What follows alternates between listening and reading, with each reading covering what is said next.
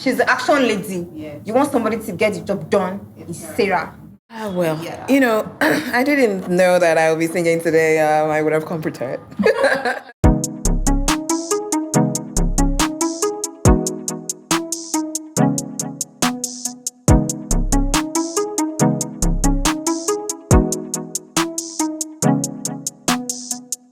What's good, creatives? I am Nina Shine. Welcome to the Symphony Pod from the Symphony Studio. Here we speak about comic books, funtainment, and entertainment. On the show today with me, I have the gorgeous Blessing Ossom, who is a content creator, an illustrator, and a beautiful animator. Welcome to the show, Blessing. Thank you, Nina. It's nice to be here. It's nice to have you. You do illustration and animation. Yep. This is beautiful. It sounds wholesome. Say you're explaining to a 5-year-old child, how would you break that down to them for understanding? Okay, so to a 5-year-old child, when it comes to illustration is basically drawing what you like. And interpreting, okay, to a 5-year-old, that would have been a very long one. So drawing what you like. But when it comes to animation, it's drawing a lot of pictures that when you put them together and flip through, it gives you a very interesting video. Ooh, gorgeous. Your projects, you've worked on several in the studio. I know you worked on Juwon and Unfamiliar Soil. So fill us in your creative process. Okay, so depending on what I'm supposed to do, it could be like the Juwon I worked on. I did the pencils, the ink, the colors. But when I worked on Mao, I was already given the ink and I was supposed to do the colors. So when I'm given a project like that, if it's a continuation, I ask about what's the style that already is existing and the feel I'm supposed to go for. But if it's something that I have to work on from scratch, and that's where I have to go deep, I have to go inwards and see how I can interpret this in ways that I feel that the readers and audience would better understand. So so for me, I do that. After that is when I go online, go on Pinterest, go on ArtStation, where a lot of artists will be oppressing people.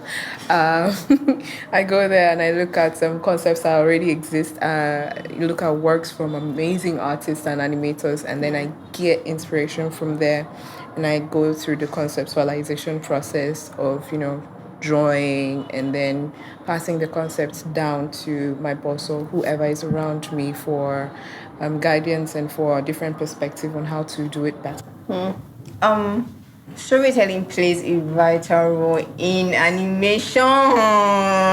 Yes?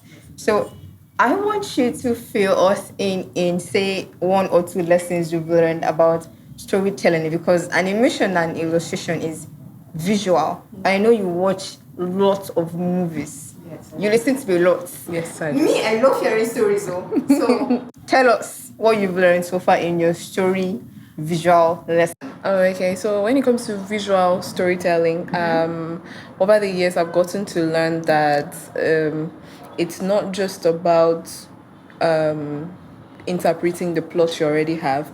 It's about enjoying the process as the storyteller, because you also get to learn a lot and you also get to be like, oh, I didn't know that could work out. So that's one of the things I've learned. And another thing I've learned is that you can't tell one story the same way twice. You get to learn new things from life, from music, from movies. Like you said, I love watching movies. And then you get stuff from that, and then even if it's the same plot, you can still tell the same story in 1,000 different ways. So I still get to learn a lot every day and from different means.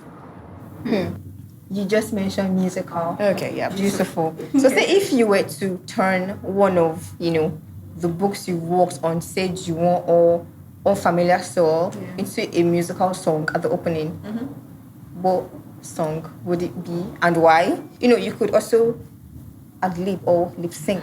Well, I didn't know that I would be singing today. I would have come prepared.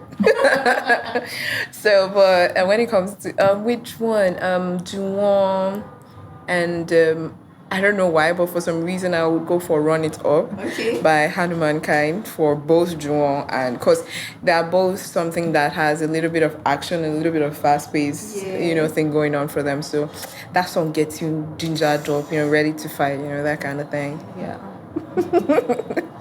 We're related to it so much because it's something we've read and we have a better understanding. And I'm sure you would want to, join into the relating. So send a DM to get a copy of Juwon and Unfamiliar. You will love it. You will love it, actually. So yeah, speaking of your works, I know Juwon, I really don't want to give, too much about the book because no freebies. Nah. Send a DM to get your copy. Say you were to bring, a character from the book Juwon to real time, who would that be and why? My favorite character, it's Sarah, the little girl Sarah. I don't know, you've watched a lot of horror movies where people are like, oh my god, what do I do in this situation? But when it comes to Sarah in Juwon, she's fast thinking, like she's on her feet, and I like that kind of person. So she's the one I would bring to life. She's just like, I said I will not give freebies, but just fine. She's the kind of person that just tell you as it is, no sugar coating. She's the action lady. Yes. You want somebody to get the job done, it's Sarah in Juwon. Yeah. Now speaking of still in the line of the work you've done so far, in Unfamiliar, so I know they're like interesting, characters from the book. If you were to pick somebody, like a character from the book, to give, say, a Monday motivation, like we do here in this space, who would that be? Monday morning motivation. Okay. I would have said it's the funny character, but since it's Monday morning, it's a serious stuff. So we can't call that dude. I think it will be the general in charge of the investigation. In charge of the mission, because he's stern, he's stoic, and he's someone that has experience. So I feel it's someone that people will get to learn from his experience in life and from military experience as well. So I think that's the dude. That's cool. I mean, apart from that, you could see his biceps, triceps, emphasis. I'm not going far, but that's cool.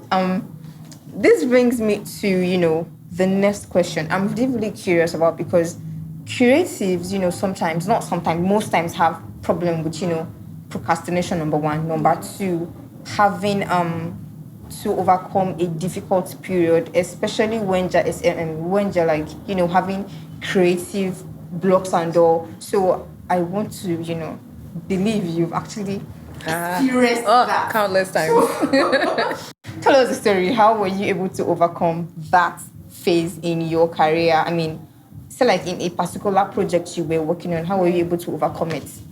I think, and it's interesting that it's just recently that I got out of a creative block. Wow. So it's interesting that you should bring up the question.